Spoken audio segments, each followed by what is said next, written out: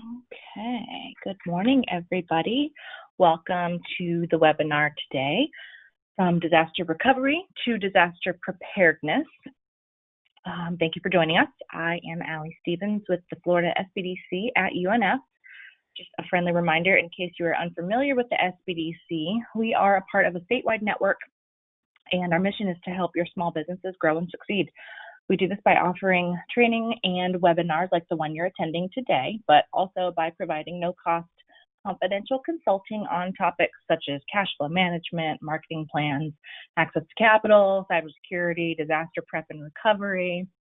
And we are offering all of these consulting sessions virtually and at no cost to you. I would like to mention specifically that we have expanded our services and our resources and what we are able to offer as part of the CARES Act funding that we received. So now we have more staff with more specialties and expertise to help your businesses thrive, including our presenter today, which means you have an opportunity to work with him one-on-one as part of our expanded services for no extra cost.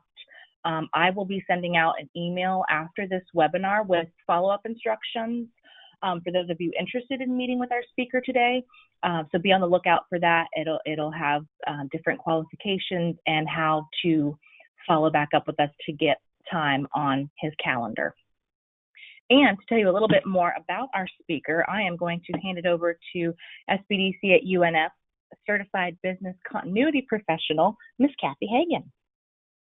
Thank you, Allie, and welcome everybody. I think you're going to really enjoy this presentation, and Dr. Coons has a lot of great expertise. And so just to follow up on Allie's mention that part of your reward for attending this webinar is to have a one-on-one consulting session set up with Dr. Coons to help you, and he was going to cover a wide number of topics on how to prepare, and we do a lot with the SBDC. We work with lots of folks that are, I like to use the word business continuity. So because that usually, it's about processes and figuring out, what are critical points of failure. And sometimes that's what disasters are critical points of failure. So listen good at all the information that Dr. Coons is providing, and really do remember that you can do that one-on-one session with him to really focus on your particular plan. So with that, I want to introduce you to Dr. Nathan Coons. He's an associate professor of operations management in the Coggin College of Business here at UNF. He holds a PhD in operations management and a Master of Science in International Business Development, both from the University of Neuchâtel. I like saying that, Neuchâtel. Hopefully I said it right. His undergraduate degree, it was in automotive engineering. He teaches courses here at UNF in operations management, management science, and modeling, both for undergraduate and graduate students through the Coggin College of Business. His experience in managing a small business comes from his time as a director of operations at the Digger Foundation, which was in Switzerland, where they manufactured humanitarian demining machines. And that has a lot to do with his role in disaster recovery in those areas. Nathan's research focuses on disaster management, disaster aid logistics, and operations management in humanitarian organizations. His research has been published in top academic journals that focus on this operations management, and really I think get you to think about, particularly now. I mean, I will tell you personally, I'm all about hurricanes. And with this whole pandemic thing, I'd say give me a hurricane any day, and I can plan for that. So that'll add a little bit of a twist to the normal disaster preparedness things, I do believe. So with that, I'm going to turn it over to Dr. Coons. Thank you very much. Thank you for the introduction. Thank you for giving me the opportunity to present today about my research, and thank you to everyone for attending this presentation, this webinar today. As it was said, I am teaching in business, but I'm also doing research on disaster management. So I thought that there is a good combination, and there is something that I can provide to small businesses here by combining those two skills, by combining the business aspect as well as the disaster management and disaster preparedness aspect. So this is what I'm going to do today in this webinar. So the agenda for the webinar is, first, I'm going to talk about the disaster management cycle, very generic ideas about disaster management. And then I'm going to dive into disasters and businesses, what it means for businesses, how disasters impact businesses. Then I will cover an important concept, which is risk exposure. And finally, I will talk about different ways a business can be prepared for disasters. And here we have this idea, this concept of business continuity that Kathy just mentioned. So first, let's talk about disaster management cycle. But before I go into the cycle, I'm going to give a couple of concepts and couple of definitions. And I believe those are going to be important because we are going to understand what implications disasters have for businesses. So first of all, I want to start here with a definition, and I promise you I'm not going to throw a lot of definitions at you. I know that sometimes university professors love definitions and that's all they do, but I'm just going to provide some of them here, and I want to use them as a basis for the explanations that I'm going to do today. So one definition I have here, that's from the International Federation of the Red Cross. They say that a disaster is a sudden calamitous event that seriously disrupts the functioning of a community and causes human, material, economic, or environmental losses that exceed the community's ability to cope using its own resources. I just want to take a couple of minutes here to talk about what those different ideas mean. So first we see this word, the calamitous event. So disaster is an event, and it is an event that is not a pleasant event. It is an event that is negative, that has a negative impact, of course. This event is going to disrupt the functioning of the society, of the community, or the business. So we have this idea of disruption that is very important. And then finally, the fact that the losses exceed the community's ability to cope. That's an important concept here because it means that whatever this event causes is more than what the community can handle itself. So there is this idea of external assistance that is needed, and this is what makes it a disaster. And when a city like Jacksonville is hit by a disaster, we have the Florida Disaster Management Agency, we have FEMA that comes in to help. So that's this idea of getting external assistance. Now, if I want to look a bit more into what this means for a business, what a disaster is for a business, one definition here says that it is a disruption that physically affects a system as a whole and threatens its priorities and goals. And here we see again the idea of the disruption and this negative event, and it threatens the priorities and the goals. And this applies very much to a company because every company has a mission, has a vision, has goals that it wants to achieve. And now suddenly you have this disaster happening, and this threatens those goals. In another definition, we can say that a disaster is an occurrence of an adverse event that exceeds the response capability of a company and requires external assistance. We see again the adverse event, the negative event, and this idea of exceeding the response capability.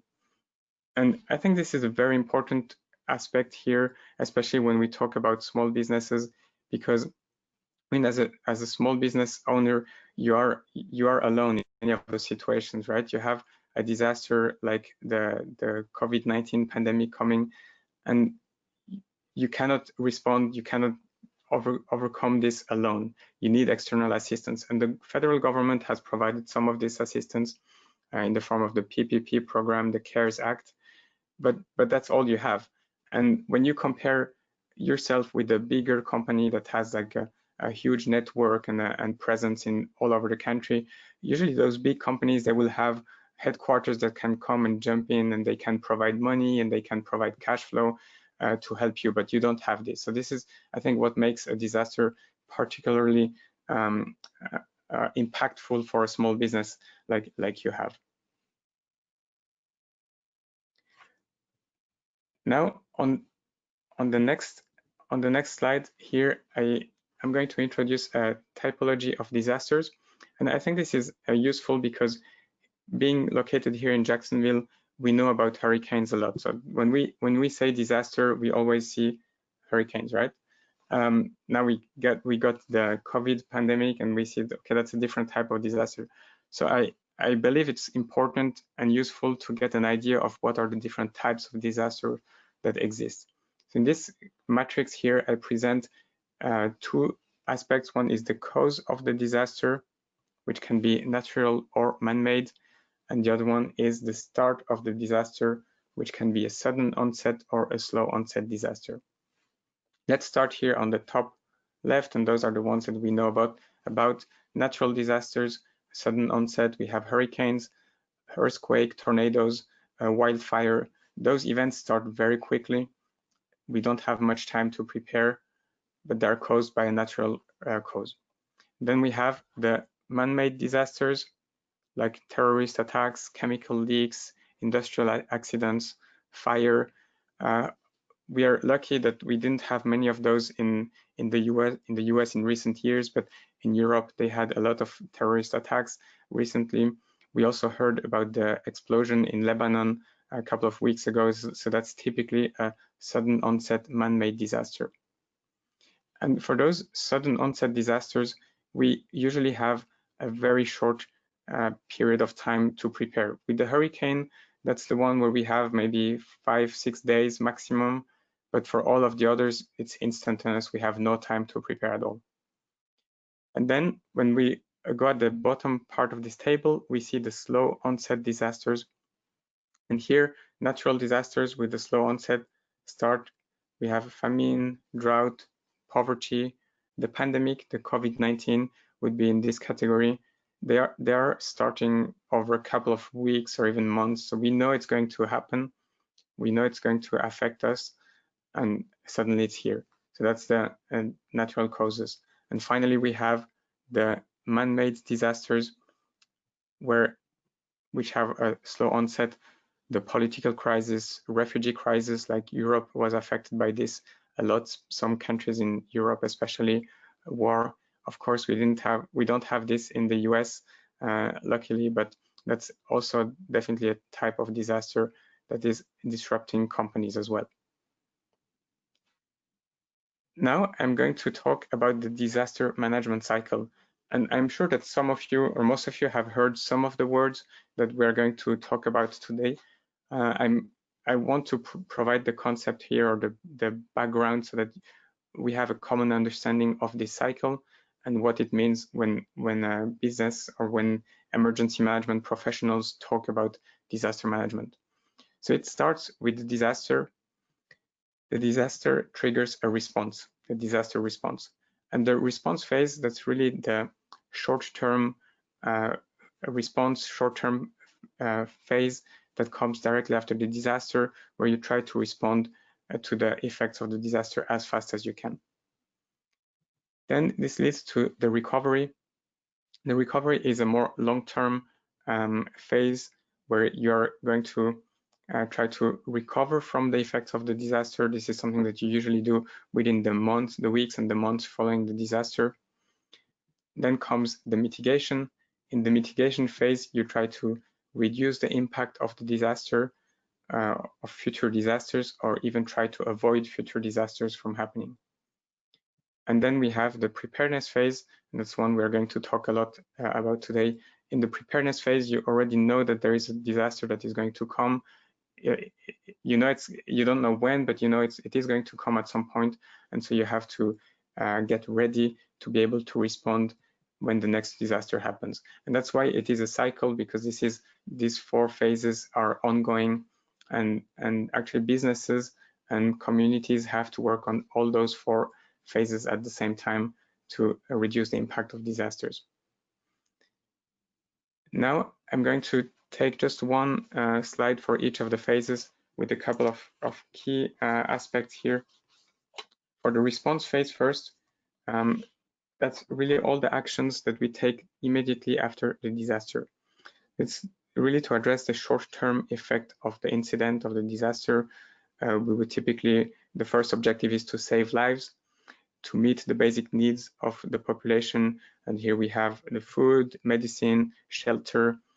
To protect property, if a house has been damaged, you put a tarp on the roof to make sure that no water goes in, and so on.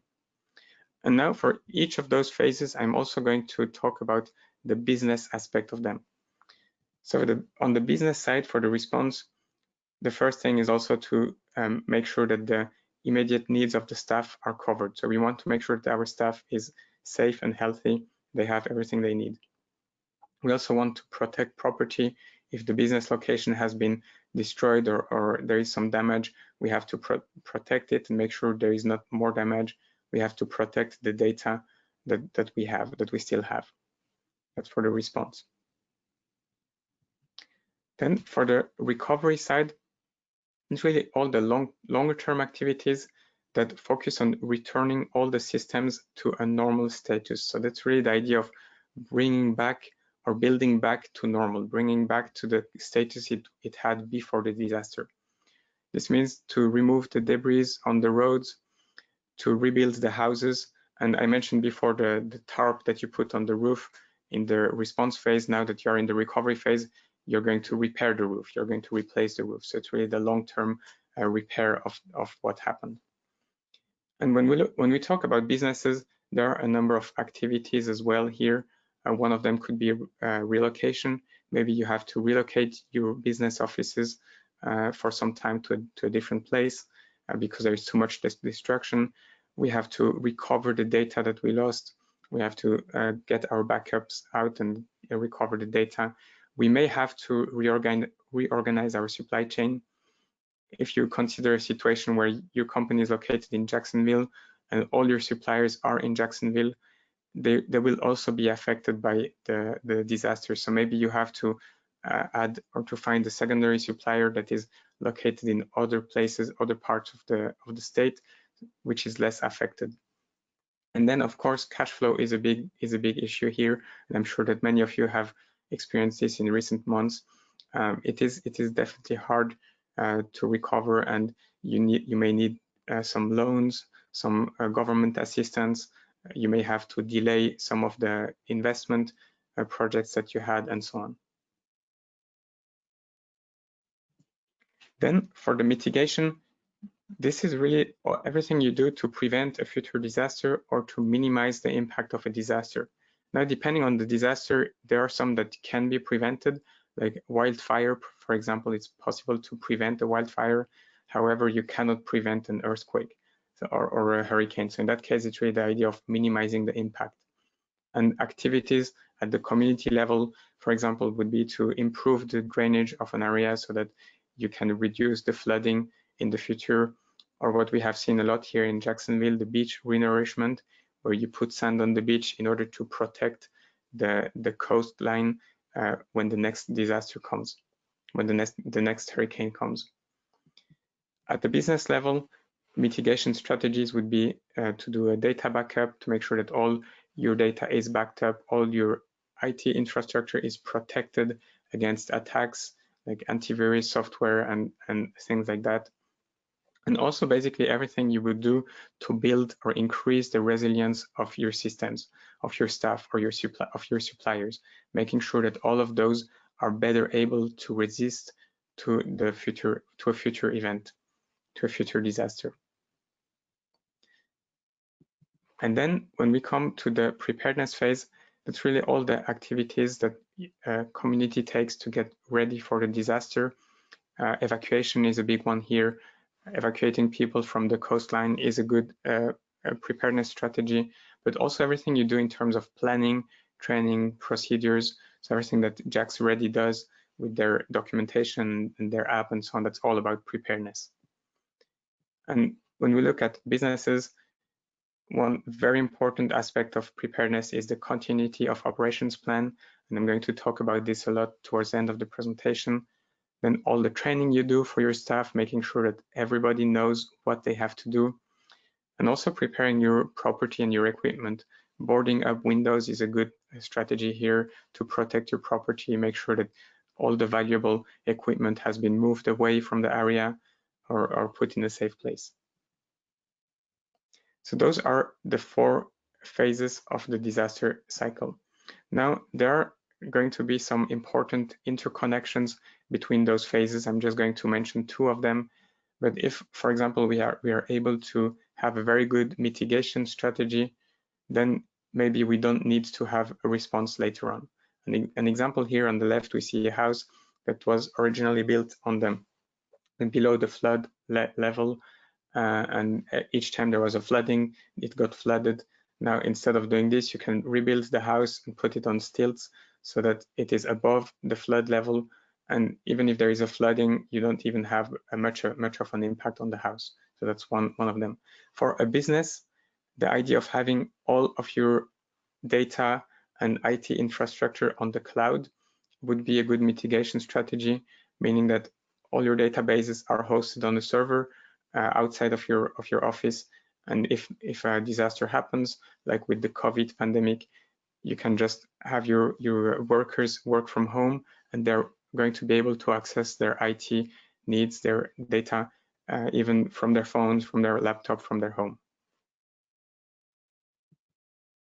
The second idea I mentioned here is how preparedness is going to affect our response. If we have a good preparedness strategy, we're going to be much better at responding.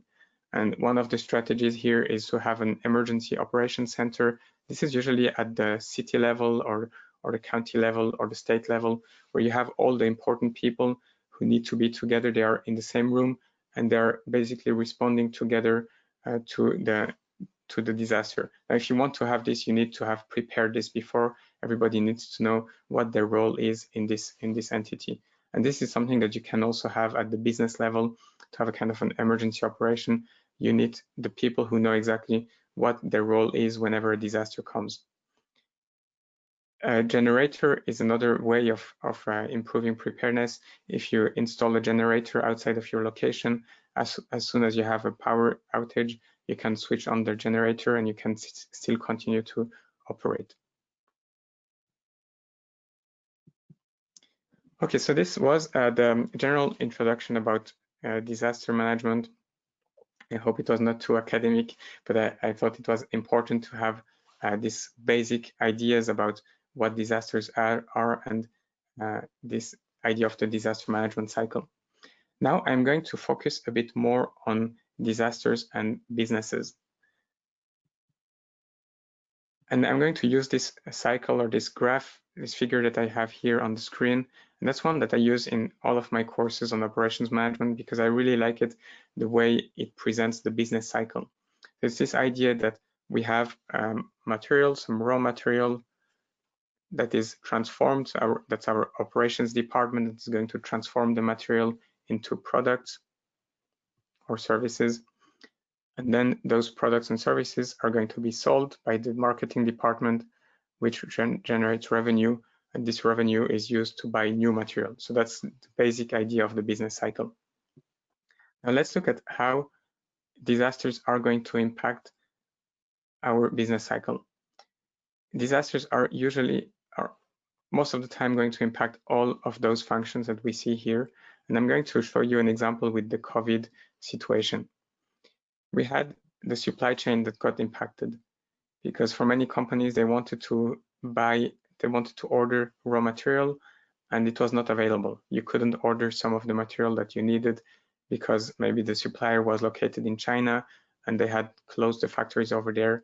So it impacted the supply chain. It impacts our production because we had the lockdown. Some of the non-essential businesses had to stop operating. They couldn't manufacture anymore. In a case of a disaster, of a hurricane, for example, you could have this as well. You have a power outage, you have a flooding. Of course, you cannot produce in those conditions. And then the sales impact is an important one as well, and that's probably the biggest one in the COVID situation. Because of the lockdown, people could not go out and do their shopping. People could not go out and dine at the restaurant. So basically many businesses lost all their revenue because of this. So we see that all those three key functions have been affected. In addition, there are also some support functions, the IT information systems that are oftentimes affected, and the human resources, the staff is going to be affected quite a lot by disasters. So what we see is that all these ways a disaster affects a business is at the end going to impact our cash flow, our revenue. And that's going to be a big problem for companies. And even if you are in a situation where you sell a product that is in high demand during the disaster, because you cannot order the products or you cannot deliver the products, you cannot make the money that you would usually be able to make. So that's how we see that the disaster is going to impact us a lot in different ways. And now for this, on this next slide, I wanted to ask you to participate here a little bit.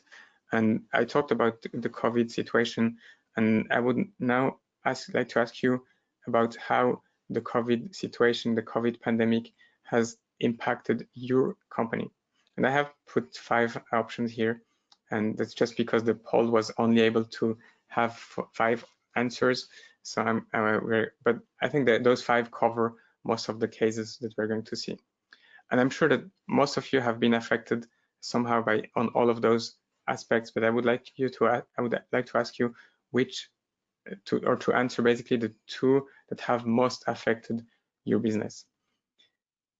First one, difficulties getting supplies. Then we have operations stopped. You had to stop your production or operations. The reduction in sales. Employees missing work. They had to stay home. Maybe they were sick. Maybe because of the lockdown, they couldn't come to work, or cash flow issues. So I'm going to start the poll right now. Normally it should show on your screen. So I hope you're able to see the poll on your screen. So you can select please select 2 options out of the 5.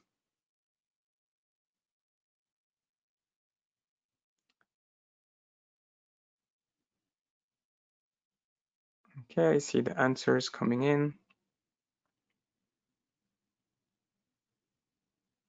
So again, 2 out of the 5 options, the 2 that had the biggest impact on your operations, on your company.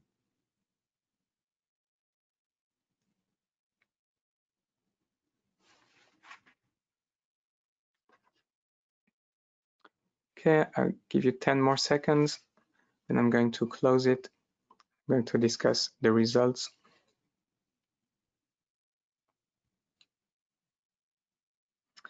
Okay, so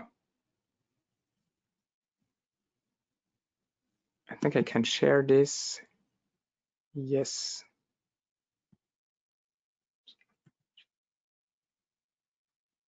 Okay, I believe you can see the results, but just to be sure, I'm going to talk about them a little bit. So we see 70% answered reduced sales, and I kind of expected this because due to the lockdown, you couldn't sell, you had to close your businesses, and even when you were able to stay open, many people would not go out and buy the products or the services that you usually sell. Reduced sales, 70% answered this, and cash flow issues, 50% answered this. So those are definitely our key impacts that we have had in this situation with the COVID. And I had 20% for the employees missing work, and 30% operations stopped, and 10% difficulties getting supplies. Okay, thank you for the participation here. That's definitely very interesting. And just keep in mind what you answered, and when we get to the later stages of the presentation, you will see that we are going to talk about some of those issues again. I'm going to hide the poll now and continue with my next slides here. Okay, so the next part of the presentation here, I want to talk about risk exposure, and I'm going to have one very simple formula, but I promise you it's nothing complex. But I will show you how or what risk exposure is and how to calculate it. So risk exposure basically is a measure of a potential future loss resulting from an event.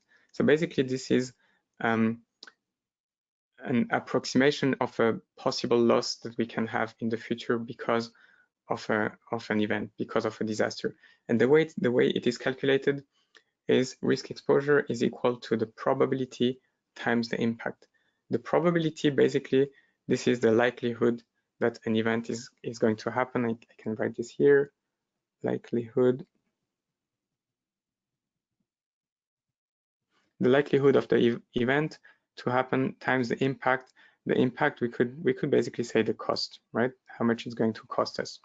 So the risk exposure is a combination of the probability and the impact. As a small business, you have to pay attention to those events that have the highest risk exposure.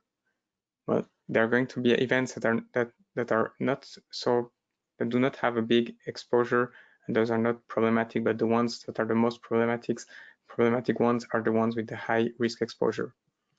And we can represent this on a table here, where we have the probability again, so that's the likelihood. We have unlikely, an event can be unlikely, moderately likely, or very likely to happen. And then we have the impact of the risk. The impact, it can have a minor impact, moderate impact, or a major impact. And we see here the ones that are really the critical ones are the ones we see here, the ones with the highest risk exposure, because they're at the same time very likely to happen. And if they happen, they have a major impact. Now, just to illustrate this, I could say that if you're in Florida, you operate a small business here, an earthquake is probably going to be somewhere right here. Sorry, I'm going earthquake.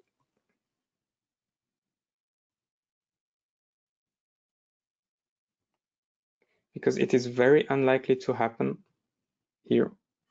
And if it happens and you have like just a small office building, one-story building, the impact is not going to be very, very strong. Now, of course, if you're in California, in San Francisco, and you're operating out of a big high-rise, then that's going to be a different situation. But in Florida, earthquake is going to be a low risk exposure. However, if we have a hurricane and your location is at the beaches, you're probably going to be in this area here, hurricane. Very likely to happen. Recently, we saw every year almost a major hurricane affecting our area. And if it happens, the impact is going to be strong.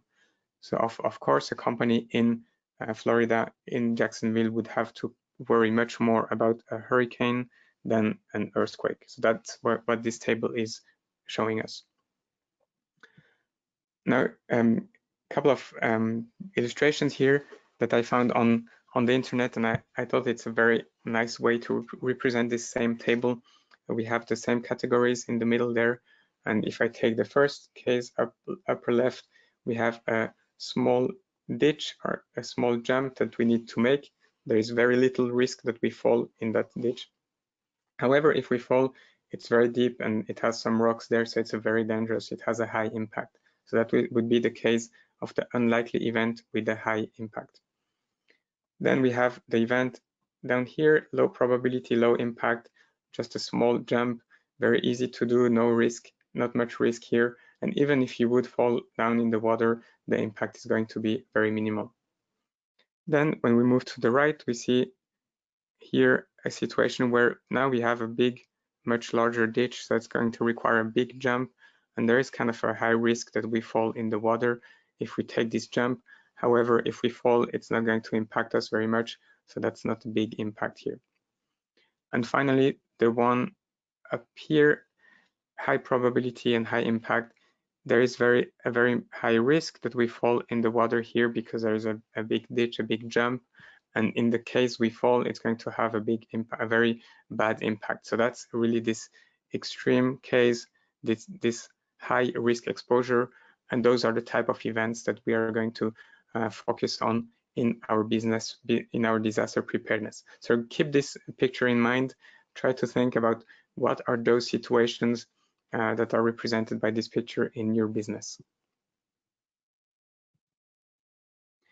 Okay, now for the last part of the presentation here, I'm going to talk more about how to be prepared as a business, and that's really the idea or the concept of business continuity. Business continuity has been defined as the capability of a company to respond to disruptions in order to continue business operations at an acceptable level. So the idea is really that you have this disruption, this event. In the case we discussed today, that's a disaster, could be COVID, could be a hurricane, and you want to be able to continue your operations despite these disruptions. This business continuity is going to make sure that all critical systems and functions of the company are able to continue to operate if we have a disaster. And those could be people, our staff. We need to make sure that our staff is able to continue working, that our buildings are able to operate, that our buildings are safe and protected, that our infrastructure, the physical with all the equipment, but also the IT infrastructure is able to continue to operate. And finally, our contracts. By contracts, I mean all the relationships with our suppliers, with our distributors.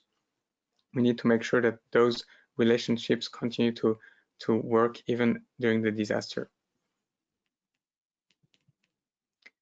And in order to ensure this continuity of operation, you need to have a plan.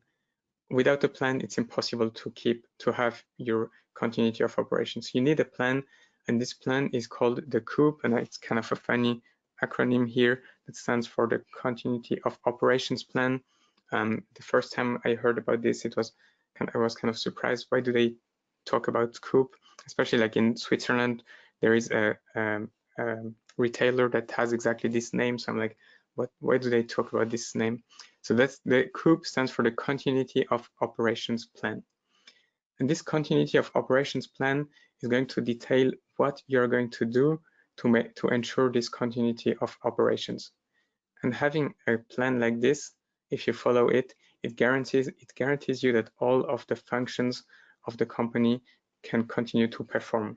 And this is important because you want to make sure that everything important you do in the company continues to operate even though despite the disaster. And when you develop a COUP, a continuity of operations plan, you always have to focus on those events with the highest level of risk exposure. And that's again why we talked about this important concept, because those are the events that are, if they happen, it's going to be very bad for us. So we definitely need to make sure that we have a plan in place for those. We don't need to talk about an earthquake in our COUP. That's not needed here in Florida. However, hurricane definitely needs to be part of the COUP. And now I'm going to discuss a couple of aspects that are important to include in the COUP, in the continuity of operations plan. And I try to focus this or tailor this a bit to our situation here in Florida, considering that hurricanes are the major type of disaster, or the biggest risk exposure we have here. So I tailored it a bit to hurricane situations. One of them is to know the evacuation zone you are in, what are the evacuation routes for your business. So you have to make plans about the evacuation of your business. If your business is located at the beaches, you are probably going to have to evacuate, and you need to make plans for this. Your employees also have to evacuate if there is a disaster. And even if the main business location is downtown or is somewhere else in Jacksonville, but all your employees or most of your employees live at the beaches, you need to take into account that those employees will have to leave their house, and it will be very difficult to continue operations as usual because of this. If you decide to evacuate, it is important to plan to evacuate early because you don't want to get stuck in a traffic jam.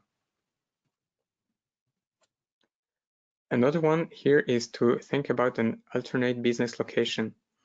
Maybe you have two locations in your company, you have a main office and you have a sub-location, and there it's a good idea to consider or to plan for what would it take if I had to relocate my main office to a secondary location for some months.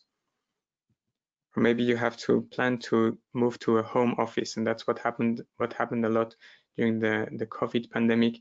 Many people had to move their offices to their home. Maybe you can even think about a mobile location. If you have a restaurant, one option could be to have a food truck for some events, but that you could also use in case of a major hurricane, major disaster, and you could basically move that location, that truck, to the place where there is most business to be done. The IT infrastructure is another one that's very important, and a good option here is to use cloud storage to store your data on Dropbox, OneDrive, on Amazon Web Services, so that you can continue to access them even if your employees have to work from home or have to work from different locations. You can access this data in the same way. It's important to have backups for your servers if you have your own servers, to make sure that your staff computers are backed up regularly and so on. And for your key employees, definitely a good idea to have a laptop for each of them so that they can continue working even if there is a disaster.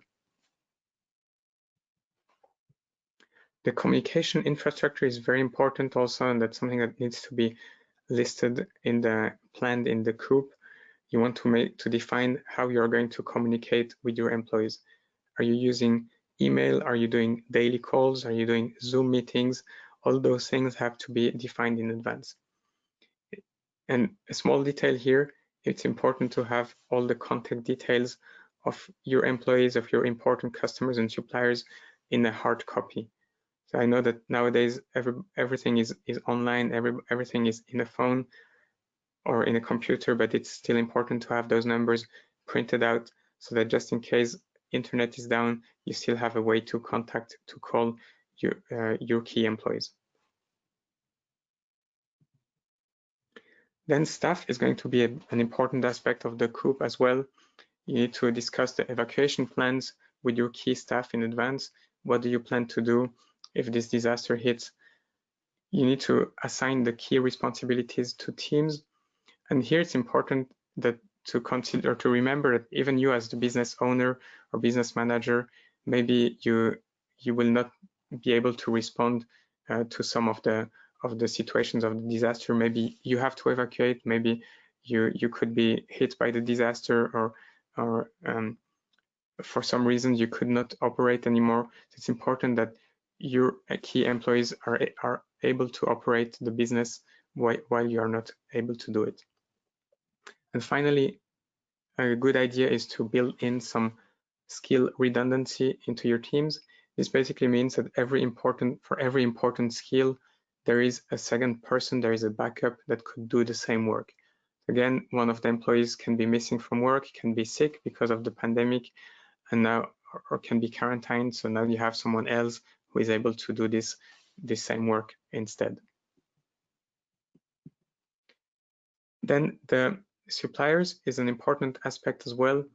You have to think about who are your critical suppliers.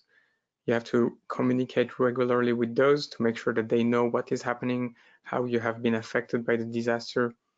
It's important to prioritize cash flow going to those critical suppliers. Cash flow is going to be an issue, but you have those important suppliers that you don't want them to cut off their delivery, so you have to keep paying those important ones. And sometimes you have to explore adding additional or secondary suppliers that are located in a different area, which is less impacted by the disaster. And even recently, with the overall political and global evolution of the world, many people have been relying a lot on supplies from China, and now we see a big change here that many people are now adding suppliers from other countries, from other parts of the world, just to reduce the risks in case of disruptions.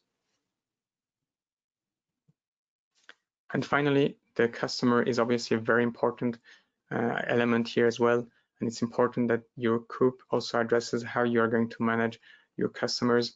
And a good question, an important question here, is to ask yourself, who are my top customers? Who are those 3 or 4 customers that generate most of the revenue for my company? And it's important to communicate well with them, to tell them where you are, how you have been affected, what are your plans to respond to the disaster. When your production capacity is limited, it's a good idea to prioritize the production for those customers. And also when you plan the recovery after the disaster, to prioritize those top customers. you want to make sure that you satisfy those. And finally, it is also a good idea, I would say, to run some scenarios as part of your COUP. What happens if I lose one of my top customers? What happens if I lost 3 top customers? How could I recover from this? And try to think about how you would address this type of risks. So this brings me to the end of the presentation, and I'm going to just leave you with a couple of questions here for you to think about. First of all, where is the highest risk exposure in your business? Again, remember the big jump here. What are those events? What are those risks in your company? What are my high impact and high probability events? Then try to think about how can you prepare against those risks, because those are the ones that need to be addressed and prepared for. And finally, the next step is to start thinking about a COUP, a continuity of operations plan that is going to address those risks. And I would say start with the extreme ones, then the high exposure. Once this is working, once you have a plan for those, you can then extend it and also include some of the medium risk exposures and so on. And this is also something that I'm definitely happy to help you with as part of the consulting hours that you can benefit from to the SBDC. We can try to think about those issues together, and my idea would be that I would be looking at your company and do some analysis before, and then we could have a Zoom meeting or sit together and talk about about those big risks that you identified and how you could address them. So this brings me to the end of my presentation. We have now a time for questions and answers, and I'm going to hand over to Ali right now. Thank you a lot for your attention, and I hope that this has been helpful for your businesses. Thank you, Nathan. Very good information. I forgot to mention this at the beginning, everybody. If you have any questions, please refer them to the question section of your control panel. Type them in and we will address them out loud, and Nathan will answer them. So while we're giving everybody a chance to type in their questions, just wanted to reiterate what he mentioned about the follow-up opportunity to meet with him one-on-one for consulting with regards to this information and how it applies to your business. I will be sending out an email this afternoon with follow-up instructions for those who are qualified. So be on the lookout for that, and you'll also be receiving an email with a survey. Just let us know how you thought everything went today. Your feedback helps us in continually upgrading our programming, and also the recording for today's webinar will be included in that. So 2 emails this afternoon to be on the lookout for. And I am not actually seeing any questions coming. I don't know if you covered everything or they're sitting on it and maybe want to meet with you instead. Hey, Ali, can I jump in? Yeah, go ahead. Happy. So I just wanted to reiterate, with the SBDC, there's the big umbrella of business planning, but really what Nathan has emphasized is the focusing in on what risks what are your critical points of failure and what risks might impede those critical processes, and then looking and thinking of how you're protecting your assets, whether it be through your insurance or mitigation in some way, how you protect your processes, again looking at those critical points of failure, and how do you Nathan had mentioned having redundancy in your staff, also, and maybe the most important piece is the people. How do you manage the people? This pandemic thing has really kind of thrown us for a loop as to how to do that. Although, working from home is working out for lots of people. But from a disaster perspective, like a hurricane, making sure that all your people are protected, both the the customers, but also vendors, also any number of folks that could be impacted, and how that might impact your business. So I think having a continuity plan is really critical in terms of being prepared, and that's really what Nathan would be able to sit down with you, help you analyze the risk. I like the fact that he mentioned, you can help them do that risk assessment of the high, medium, low impact, and then what can they do about those. So I definitely encourage anybody that's online to respond to Allie and set up a time to talk with Nathan. Kathy, we've got a question from Phil in our Ocala office. How does a business plan for having an employee test positive for COVID and then potentially having to close with all employees quarantined? That's a very good question. And this happened in Jacksonville a couple of times, like with bars and so on, that one employee tested positive and then the others had to quarantine, and then of course you have to close down. And this is like, I would say this is a very high risk exposure event, because definitely very big impact, because you lose all your employees. And I'm afraid to say that in this case you cannot do much for that, because you cannot train new employees within 1 day, right? Within 1 day, and have them come in, because all your employees are missing.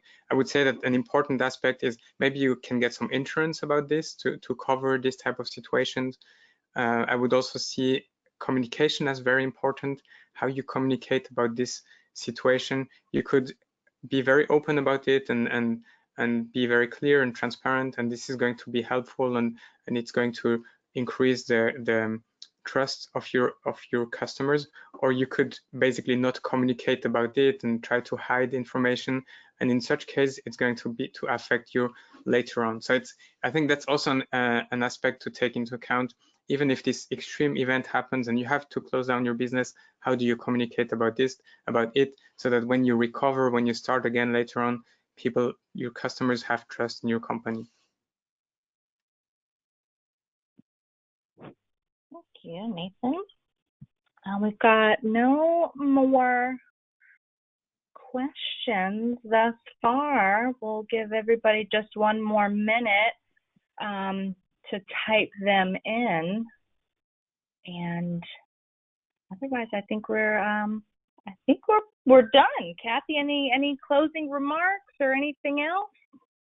Once again, I really appreciate it, Nathan. It's good information to share, and I hope everybody at least sits down and thinks about those three major things: the people, the processes, and your assets, and how you can protect them. And I really believe that putting it in writing and assessing the risk and how you can plan to mitigate those risks is really important. So it'd be. And I also think it's nice to have somebody, I might call it the outside looking in, who has lots of experience in disaster preparedness and recovery to help give you some insight on how to prepare. So thank you, Nathan. Appreciate it. Thank you. Great. And thank you, Nathan, for this final slide. This is our information for the Florida SBDC. Our local office here, Jacksonville, information is at the top. And as I mentioned, we are a statewide organization. So if you are outside of the Jacksonville, Northeast Florida area, that last link at the bottom of the slide is our network locations. So, and then there's the CARES Expanded Specialty Services link. And then that's the I mentioned there with the email from me later to look out for.